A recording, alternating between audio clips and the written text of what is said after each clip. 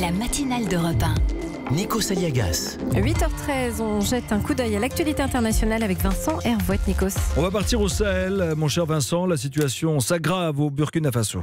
Oui, bonjour à tous. Nous sommes le 1er février, alors il est trop tard pour faire des vœux, mais on peut toujours faire des prières. Les évêques du Burkina Faso appellent à jeûner pour la paix dès ce matin et pour tout le mois de février.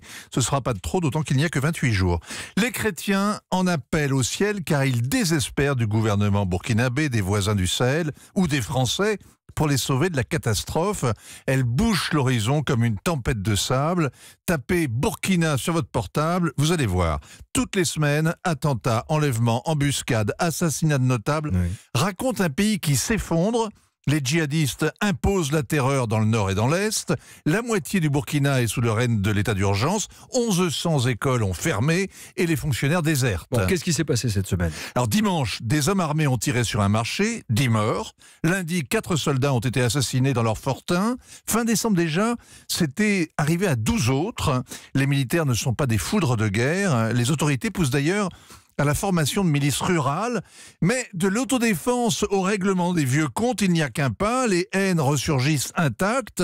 Alors au début du mois, des villageois Mossi ont attaqué des Peuls, bilan 76 morts, de nombreux disparus, des milliers de réfugiés. On se croirait en Afghanistan, la guerre qui s'atomise, vallée contre vallée, et au milieu, l'islam radical qui s'enracine, les groupes terroristes imposent la charia et les chefferies traditionnelles, eh bien elles s'alignent. Alors on parle du Sahélistan. Qu'est-ce que ça veut dire ? Les militaires français s'enlisent au Sahel, comme les Américains se sont piégés en Afghanistan, où la guerre dure depuis 40 ans. Alors, on repense à François Hollande, qui a vécu le plus beau jour de sa vie à Tombouctou. Demain, ça fera pile 6 ans, jour pour jour. Déjà. 6 ans de malheur, il fêtait sa victoire sur les djihadistes.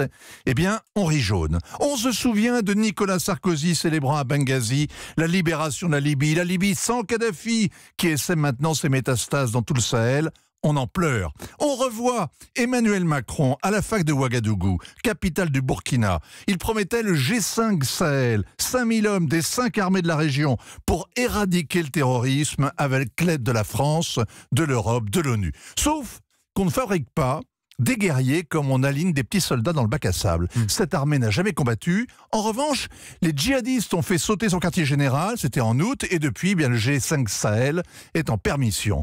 Bref, s'il y a une prière à faire, c'est d'implorer Donald Trump pour qu'il ne retire pas les 800 bérets verts, les drones et les gars de la CIA qui épaulent les paras-français. Et on fait un vœu en avance pour 2020, qu'on prenne enfin au sérieux le trafic de drogue qui finance le terrorisme et qui nourrit la corruption au Sahel comme en Afghanistan.